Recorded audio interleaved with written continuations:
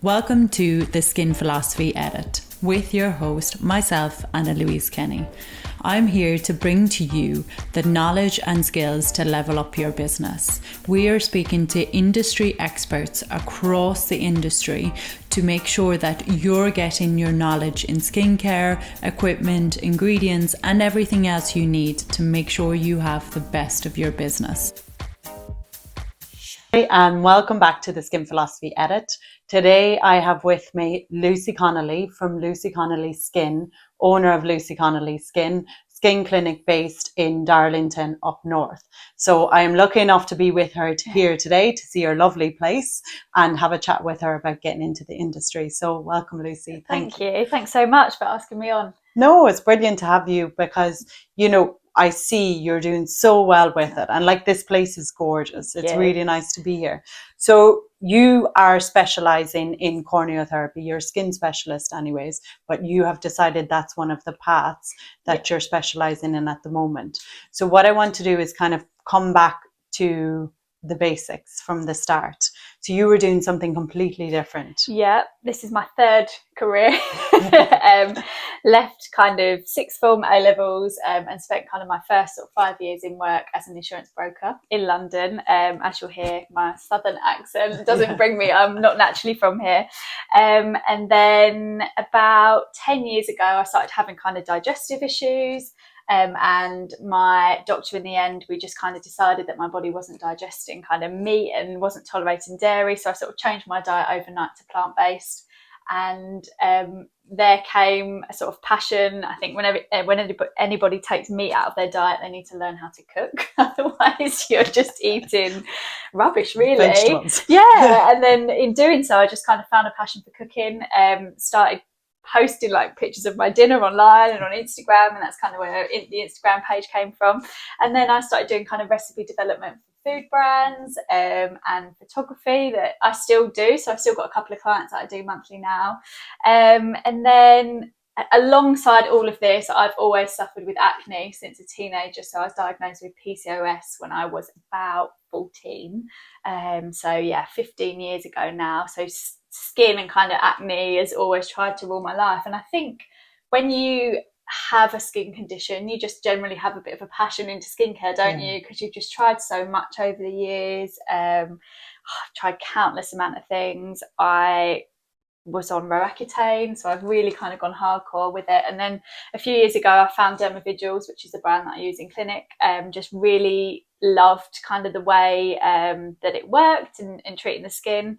And through kind of a local facialist, so I'll give a shout out to Kathy Scott at Ginger Tree. She kind of was the one that said, wow, like, you really do have that interest in skin. Have you ever thought about doing your qualifications? So in June last year, I started. So I did my VTCT level 2 and 3, and then opened up this year. So yeah. Okay, so you decided you were going to get into it. Now, we all know getting into this industry, it's a huge minefield. And it's very hard to find people to know where to start from. So how did you feel, and how did you make your decisions, deciding what to do? I know Dermaviduals, but other brands like, other treatments, deciding that you were going to open. How was that process? I think because I was already self-employed, I just knew, and you'll probably understand, I think once you've been self-employed, I just couldn't really picture me going back to kind of working for somebody. And I know I'm quite ambitious in nature, and I think a lot of my family and friends sometimes say, Jesus, Lucy, like, another thing you're going to be doing.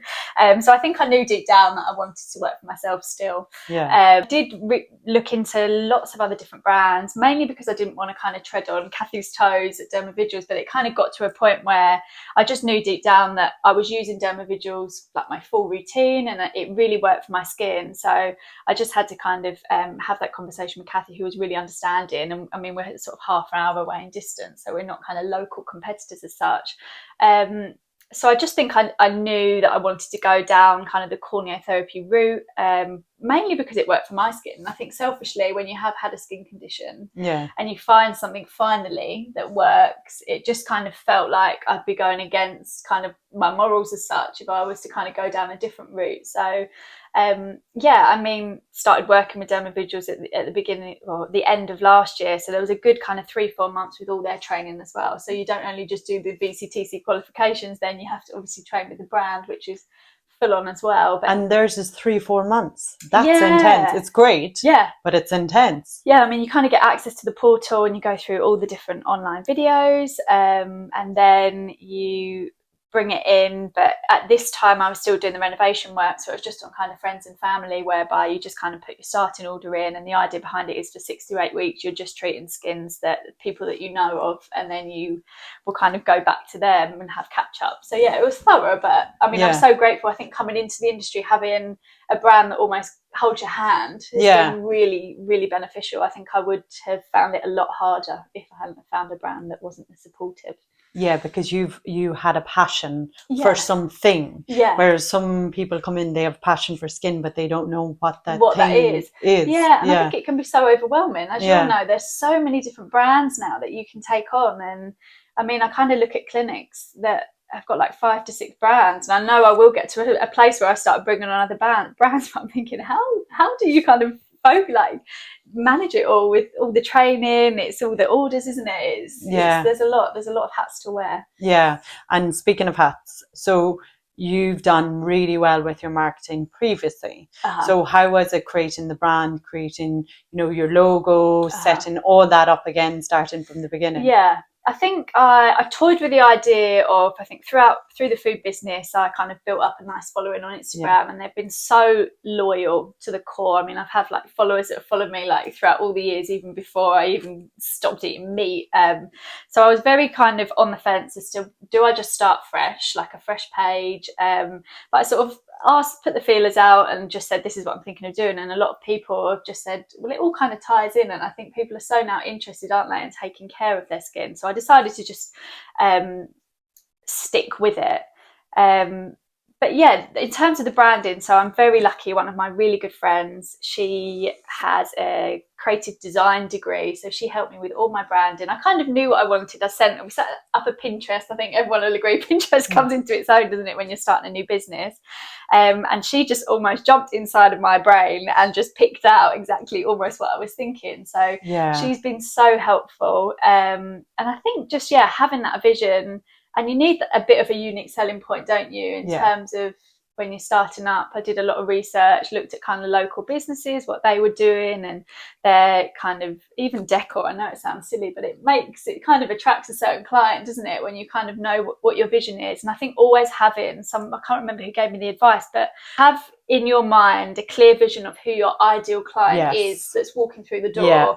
And then almost build it around that. So my inspiration was, and hopefully I've kind of met the brief slightly, but very kind of Soho farmhouse, rustic. And I think it attracts a lovely type of person. Yeah, that is really good advice, because, when we're speaking and training any of the time with the students, it's like, if I say, who is your customer, you have to think about who your customer is. They're like everybody. And like, you have to niche down. You have to know exactly who you're going to attract, because otherwise you won't attract anyone. Isn't it? And that's how you're going to figure out your branding. Yeah, and I think it's, at the end of the day, we do it because we love it, but we do it because we need to earn money and to make it a career. So you kind of, as well, like working backwards, work out how much you'd like to earn, and you can kind of gauge from there what type of, you need people kind of with that disposable income to kind of come in. Yeah, exactly. And also I say it has to match your personality. Yeah, definitely. Your branding has to be aligned with you and the people you get along with. So like, if you have someone like, say the Soho farmhouse type you might not align with, but then you'll find it very difficult having them as a customer. And I think obviously I have a background of being on social media, and I think it's benefited me so much to this point where I will happily show my face on Instagram, sort of, I don't care. And I think it's so hard.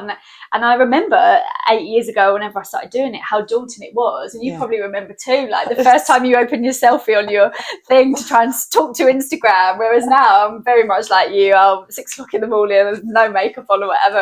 And I think it's that personable kind of approach that a lot of people will say, I feel comfortable coming in. And I think especially kind of clients that have got skin conditions which are quite debilitating. A lot of people will also say, I don't feel comfortable kind of walking into a clinic on the high street or leaving makeup free, whereas I'm very much kind of, it's a very private clinic situated. No one kind of knows where it is until they've booked and they get sent the instructions. So I hope that I come across that I make people feel comfortable regardless of kind of what's going on their skin. Yeah. And so speaking of the Instagram and being on Instagram, a lot of people struggle with that. Do you have any tips? Because even when there's times like, say, life might be difficult for you or stressful and you still have to show up.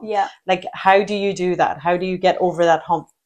I think I've always been quite honest. I think if there's something going on, or like, for example, I don't know, we're going through stressful periods of your life, everybody goes through it. I think just being honest, obviously not going into as much detail if something really personal is going on, but I think people really will understand you if you kind of feed them enough information. I think sometimes when you're not that forthcoming with information, people will be like, oh, why is she not kind of posted about this? Whereas at the minute, I've not had a minute to create any content for a few weeks, and I'll just happily say, I'm really sorry, but it's not happening right now, and it will. And I think people understand that it's hard. And I think probably one of the things that I wasn't prepared for maybe was just how many hats I'm wearing. So I'm walking to the post office a few times a week to package orders. I'm blending up serums at 9 p.m. at night. You wear so many hats that you don't realise kind of ordering stationery and things like that. Whereas I think a lot of people maybe, well, me naively a year ago thinking, I'll start this new business. It'll be not easy. I knew it would be hard, but I just didn't really understand how many roles I would be playing. But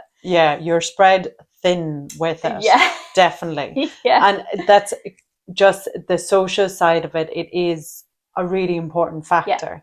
And trying to, for like people that are listening that are in the industry that hate going on, what would you say, like being conscious or aware, of themselves? I would say nobody's looking at kind of all these little things that you pick out at yourself. Nobody's noticing them. And I think obviously another thing as well is we're in the skin industry, and I think a lot of time, people assume that like specialists will have the most amazing skin. And I think sometimes, I've definitely kind of felt that pressure since being in the industry. I have acne prone skin, I've got PCOS, my skin will break out throughout the times of the month. But I think being authentic and showing up when your skin's breaking out, it makes you're a real person. And you can kind of be using all the products and taking care of your skin as much as you can. But as you'll know, there's so many different lifestyle factors that play into it. And for me, stress is the biggest trigger to my breakout. So when I was trying to launch this business, my skin's just not playing ball, just being honest and say, this is me, this is a skin that's attached to me. And I think people really value that, just kind of understanding the person. And I think another thing kind of with the whole content creation and kind of what you're showing up as online, for me, as much as obviously my main focus and aim is to get clients through the door, is also I have to remember that a lot of these people aren't local, might not be able to afford to take on the virtual consultations that I do. So creating content that has value to someone that might not be able to take on my services but just wants to learn about their skin. And so I'll kind of make sure I focus on different skin conditions, what ingredients do, so people have a bit more of an understanding that when they're choosing their skincare products, if it can't be through me or through my sort of expertise, that they might remember, Lucy posted about vitamin C, so is that applicable to me? Yes, no, okay, let's try it. So just making it of value, I think. Okay, and going on to obviously your passion, Dermaviduals, so the corneotherapy. So some people might not know or what it's about. So if you tell them, like, so it predominantly focuses purely on kind of the stratum corneum, so top layer of the skin, and we almost describe ourselves as roofers. So we are fixing the roof, and sometimes we'll see skin conditions that come in, especially inflammatory skin conditions, and we can kind of decipher that their roof, we call it leaky and permeable. So our main aim is to strengthen the skin barrier. And I think in the last couple of years, as you might realise, skin barrier has sort of blown up a bit, hasn't it? It's kind of like a new trend, which I think is amazing for us, and that is what corneotherapy is about. We go against things like dermaplaning, microdermabrasion, even kind of things like chemical peels. So we just use really kind of gentle enzyme desquamation. So it's much more of a kind of like a less is more approach, but we have like about 30 or 40 kind of active ingredients within Dermaviduals. So it's brilliant for any skin condition.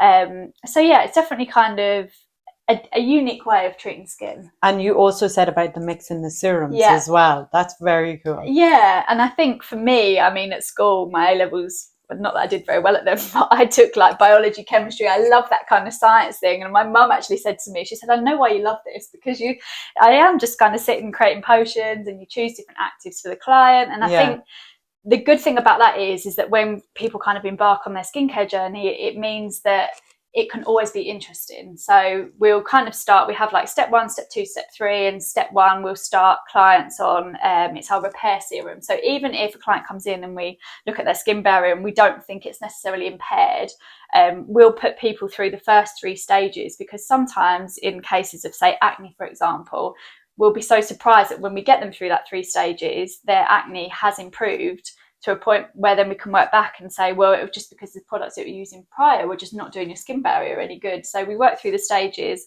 and then we can create bespoke serums, moisturizers, masks, and it just keeps it fun. So we can kind of get to the end of a serum and we can say, okay, let's now introduce a vitamin A into your routine, and we can add that active into your night serum or something. So I think it keeps it fun for me as well. I think kind of my personality, if I was just having clients in doing the exact same facials day in, day out, following, and a lot of brands are quite similar to that. And the ones I were looking into, I won't obviously name any names, but they're all kind of really, this is step 1, this is step 2, this is step 3. And I just kind of thought to myself, if I was doing kind of 5, 6 clients a day and I was just doing the exact same thing, I would be bored within like the ambitious nature of me.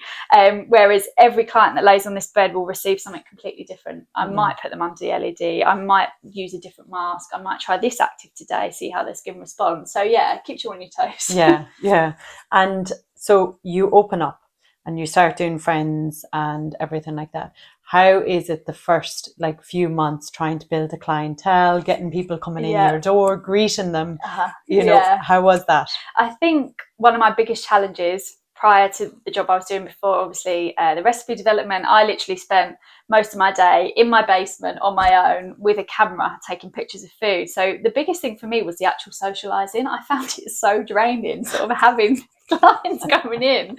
And I think I've been so surprised at 95% of them just want to chat non-stop, which is so nice for me. But I was thinking, everyone's coming in for a relax, which it is, but it's full on. And I think I spoke to one of my colleagues that does Dermaviduals down south, and she'd opened up kind of 6 months before, and she really gave me kind of like valuable advice, and it was something along the lines of, don't expect kind of you open the doors or your website goes live, you launch on Instagram and you're going to be fully booked. It's going to be a slow thing. And I was really happy with the launch, and I'm kind of at the kind of 3-4 month mark now, and it's really kind of ramp up now because it is the word of mouth. And everybody said it to me that you just need to wait for that word of mouth to start spreading. And now I'm kind of getting people's mums coming in, or they're buying gift vouchers for their friends, and I'll kind of ask a lot of people that come in, where have you heard me from? And you track it back, and it is that word of mouth, which is so crucial. And the social side, the social media side of things as well. If you're kind of not active online, you're going to kind of fall short, I think, personally. You have to. And with the word of mouth, this is what I think is, it's not about the results, it's about how you make them feel. 1,000,000%. So it's like being present with the client, really listening to them, that they're going out feeling lighter, because it is a bit like therapy session. And you are I know a lot. what's going on in my clients' lives. Yeah. And at the end of the day, you're dead. Like absolutely dead. One of my trainers, she actually gave me really good advice. I'm very old school in terms of like pen and paper when a client comes in consultation, or I just keep notes and add sticky tabs on top just when it all starts piling up, rather than trying to type everything up after, because of time as well. But she said, which was really good, if you can't remember the little details, so say for example you get a chat to a client, what holidays have you got coming up, make a note, and then when they come back you can say, how was your holiday? And it's little things like that you might need to make the notes because you might not remember, but they'll think, oh, she remembered. And it's just kind of the little details like that which help. That is great. So you were saying you've set up and everything and you've clients coming in. Have you found anything difficult about that whole, bringing in? Has there any been challenges so far with your clients? I think let's say there's been kind of the odd skin, usually that has got quite like a severe condition. So again, kind of rosacea or acne, and I could put kind of two skins that are presenting similarly on like a similar home care routine, and they'll respond completely differently.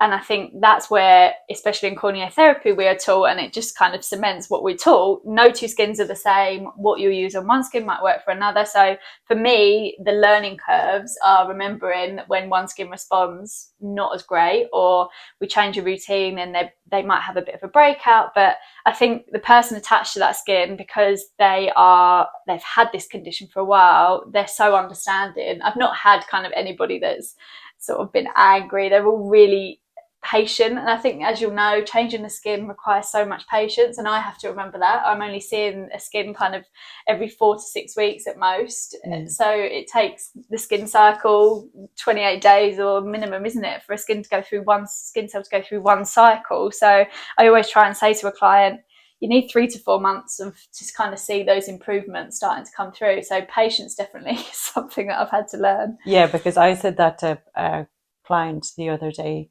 It was like, if you see a result straight away, it's probably a bad product. Yeah. Because a skin shouldn't change like that overnight. Oh my God, my skin is amazing the next day. Skin doesn't work like that. And if it has done that, it's adjusted the pH too much. Yeah. And like, that's why the skin is reactive. Yeah, definitely. And I think what I always say to the client is, and you'll probably agree, or hopefully you'll agree here, is that I get to see your skin, say, once every 4 to 6 weeks, but it's what you're using at home that's really going to be putting that work in. So you can come and see me for that facial, and we can make improvements. We can sit you under the LED and your skin's going to benefit from it. But then if you're going back home and you're using a detrimental cleanser or something that then, as you say, is not working with the pH of the skin, then you're coming to me and seeing me without putting the work in at home. I'm straight up with them. You're wasting your money. And again, if your budget's going to go somewhere, it's what you're using at home. So kind of make sure you're investing in that. And I think that's the beauty of Dermaviduals, is we can create full home care. So the ideal client to me comes in every 4 to 6 weeks. I put them on 100% home care, and then when they come back in, we can see how their skin's responded since the last time I've seen them, tweak the actives within their serum if we need to be. So I think it's managing expectations. And do you ever, because I used to do this, but do you ever turn people away that won't go on the home care that has a skin condition? Or I'm just straight up with them and I say what you're currently, and we'll go through it in a consultation, find out exactly what they're using, and you see kind of red flags straight away, and you'll say, okay, well, this is really not going to be helping what we're seeing on your skin. And I just say to them, kind of, if you're not willing to kind of make those tweaks at home, then you're not going to see the things. And I think where it kind of ties back into lifestyle factors as well that affect the skin, I will sometimes have a client that comes in with an inflammatory skin condition, and I know, for example, from my background of acne, that there's something internally going on there, and I'm not qualified to go through blood work, stool testing, and we'll kind of dig deep and look at gut health and things like that. But I will say to them, if your budget's going to go somewhere, I would recommend you go and see a nutritionist or a specialist, get some testing done and find out the root cause of what's causing your acne. And a lot of them then will just get onto the home care as well, which is lovely for me, because I'll say, Didi, they're going to help you, definitely, and you are going to see changes in your skin, but if we're not addressing the root cause as to what's, and obviously I'm quite friendly with Ella from My Skin Story, so, and I've had my blood work done, so it's almost like I've been through it all, because I've always suffered with my skin, and she helped me so much. So just kind of, some clients are completely unaware, and I think having to remember, when someone lays on my bed, they might not have the education as to what internally or externally could be causing their skin issues. So you really have to remember that, don't you? And kind of explain it in really simple terms, and the foods that can affect the skin. I think what's harder though is when they think they know it. Yeah. And then you're like, no. Yeah. No. And it's like, I used to have that a lot with the clients. It'd be like, you know, you would say, okay, vitamin C. Okay, well, I went and got this one. I'm like, yeah, great. Yeah. You know, because there's a certain, you can't fight every fire. And you're just like, okay, well, we'll see how that gets on. If not, it doesn't work, then we can change over to something else. But yeah. And you kind of get to learn. I remember in my training, I can't remember the names of them, but they told us kind of the specific clients that you're going to get. And they'll say, and you need to learn, that was the biggest thing.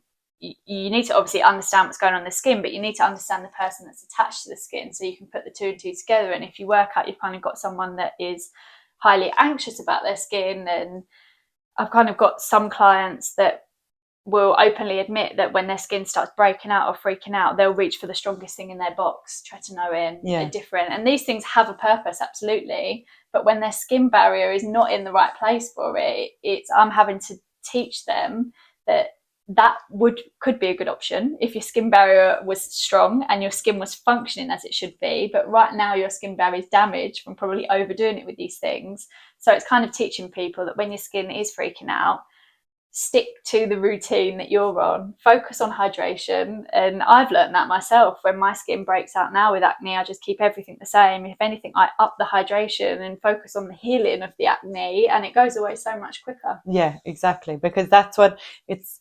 Acne will come and go. It's how quickly it can heal is what you're able to affect. Definitely, yeah. You know, how quickly it'll come up and down. You won't be able to stop it coming up and down, but you can make it go quicker. Yeah, and I think like when I have a client that comes and lays on the bed with acne and they're kind of really up for trying the home care, and I say, you won't believe me now, but give it a couple of months, and I say your spots will become nicer. And they say, nicer spots? And I say, yeah, just you wait. They'll be the ones that heal faster.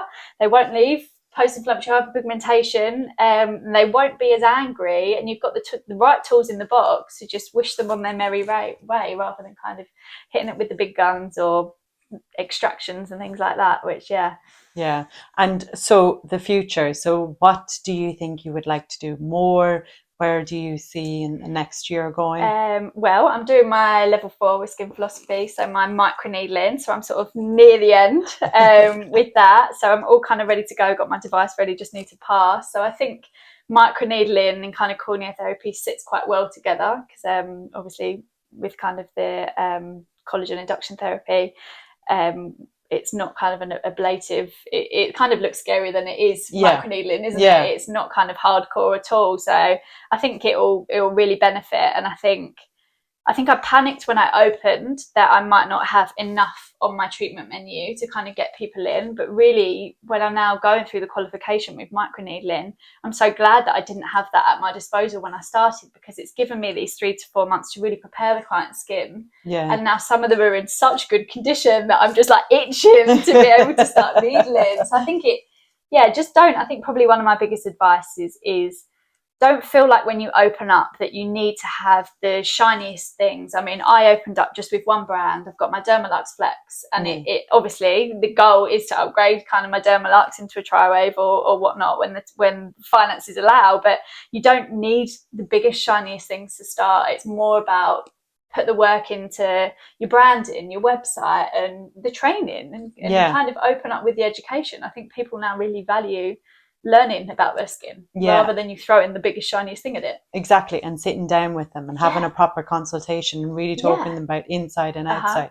Would you ever study the gut stuff, like train in nutrition or anything like that? Yeah, I think you might agree. I feel like there's a gap in the market of a skin and food qualification, and I think now when I look at kind of what qualifications to do, really you're doing kind of like 2-3 year degrees to get kind of that nutrition qualification, and it's something that I'd love to do, because as much as I've got a background in skin and a background in food, and I really kind of understand how kind of food groups work, I will openly admit to a client, I can advise you, but I'm not formally qualified here. So it's kind of up to you kind of how much advice you take away from me. So it would be good to kind of have that security where I can say, no, I've got a qualification. This is what I know. These are the changes you need to make to your diet. But it's so hard to fit the time in to even kind of do one qualification rather than give up your life for 2-3 years to study nutrition. But there is that missing link.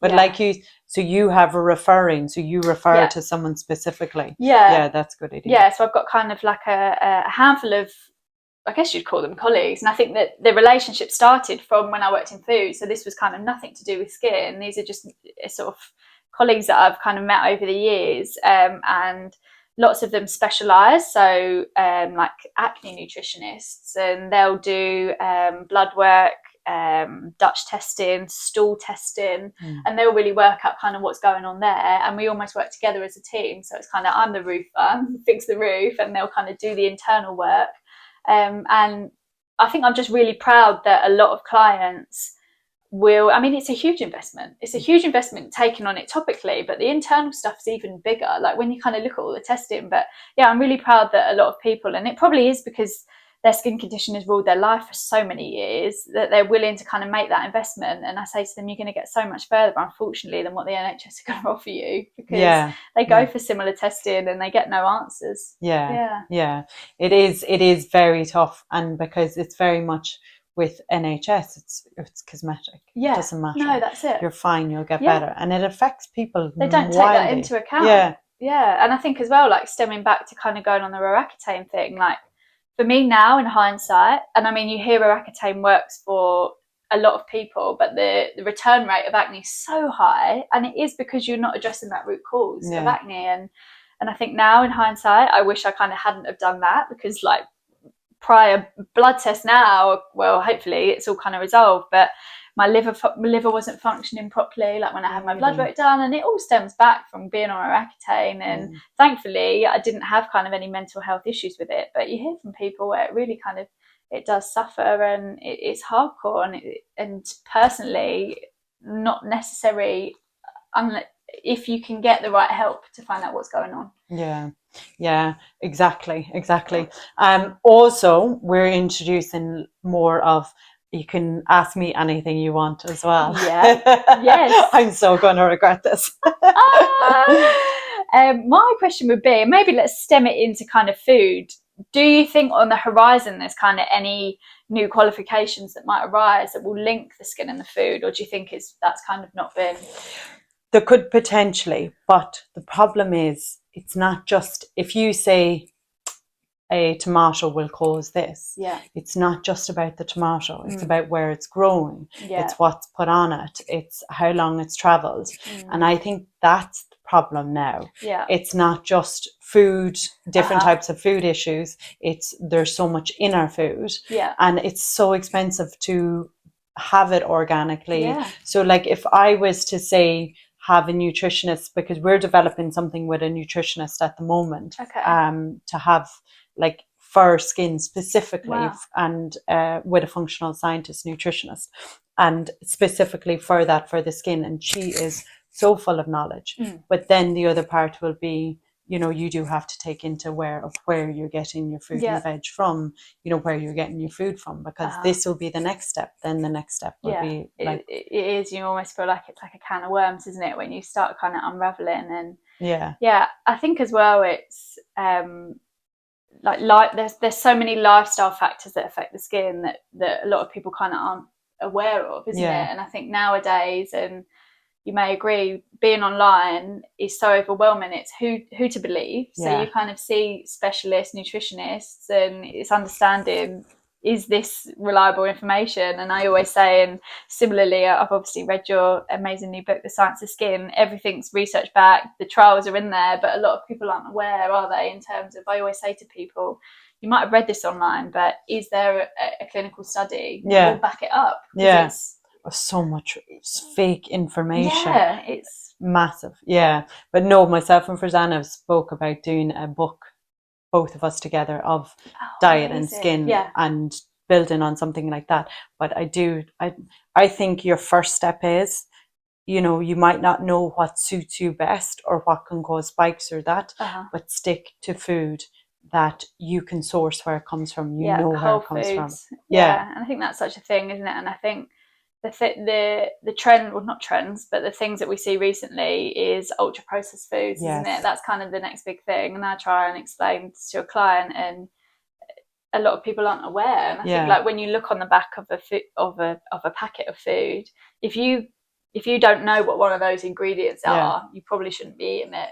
Exactly. And it's hard. And I think I'm lucky that I love cooking, because I know that people that don't like cooking, or they don't have the time to cook, that's a whole other ball game, isn't it? Like, you can think that you want to eat nutritionally because it will benefit everything, including your skin, but making it accessible to people is So my parents, they would spend some time in Holland, because my brother does. Holland is the second largest agricultural producing country. Holland is tiny. So how does it do it? Massively genetically modified. I was going to say, I've seen like all how it's grown vertically, isn't it? So they can it's fit it all in. crazy. And my dad cut open a tomato, and there was another tomato growing inside, which means that has to have a serious amount of hormones in that. So for me, I never pick up anything from Holland. Oh, really? Ever. Yeah. Ever. And like, my brother will come to London just to eat properly, because it can be very, very preserved. It's crazy, isn't it? And like now, I mean, even me personally, I'm not able to kind of shop completely organic because it's expensive. So then you're mindful of, okay, the fruit and veg that you are buying that isn't organic, make sure you wash it. And it is scary sometimes when you're scrubbing your veg, which I try and do when you've got the time, again, finding the time, but how much comes off there, and that's what we're eating, and and it all plays such a role into our skin now. I think people are so aware, not just topically, of what's in their skincare products, and I think that's why I get a lot of people that find Dermaviduals, because they're really interested in, they use kind of the apps, you know, like Yucca and Think Dirty and things like that, so they're kind of at the other end of the extreme. But just kind of, we have to be more mindful now, A, what we're eating, but B, what we're applying topically. I think that is the future. Do you think that's like a trend, like an emerging trend, in terms of, I mean, I don't really agree with it, because I feel like everything's a chemical. You know, when people say, oh, we don't want chemicals and things, water's a chemical, air's a chemical, but I think people are becoming more aware. They are, but then it's, which road are they going down? Are they going down into extreme of, I'm looking at everything, and just because it has this in it, I'm definitely not taking it, and you don't actually know. I think there'll be two things. With skin, it's going to, the ultimate thing is how it is, how's the pH on your skin? Big tallow is not going to keep the pH on your skin. You know, that's the thing, and how much that changes the pHs. Because if you don't change the pH, it can't get in. So it's not that much of a problem. So more products will be like saying their pH, and I think inflamed skin is going to be huge. It's a different type of skin compared to stripped, and it's like bumpiness underneath, and that's becoming more and more out because of the amount of inflammation we have in our body. 1,000,000%. And I always say, especially kind of when you're looking at inflammatory skin conditions, so 8 times out of 10 when you do your consult and you dig deeper, the client's got IBS, they're not going without TMI, they're not going to the toilet every day, they're going to the toilet every 4 or 5 days. And that's kind of when I'm in that position where I am just honest and I say, I can absolutely help your skin topically because I can see you're using products that aren't helping, but unless you address kind of what's going on in your gut, I don't think you're rosacea. I think there's a link. I think I'm hoping that there'll be kind of a bit of a shift where people have become more aware of kind of inflammation and what's going on internally.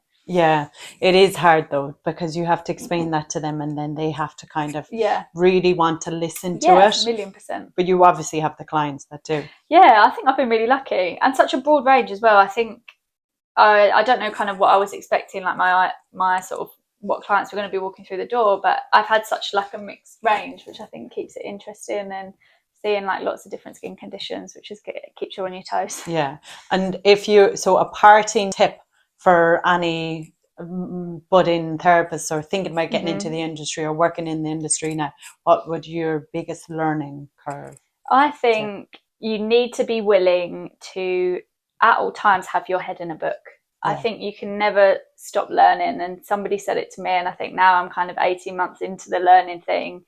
There will always be something you can learn about skin. So don't kind of think I know it all. I mean, I know the tip of the iceberg, and I can tell, and I think, but that's what keeps it interesting. Imagine learning everything within the first couple of years, and then that's your career. Bored. It would be so. I'd be on my 5th career by now. So yeah, 100th. Hopefully I've finally found one that just kind of keeps me on my toes enough to kind of keep me at it. But just be prepared to always be learning. But I think and I think clients really value that. I think clients value.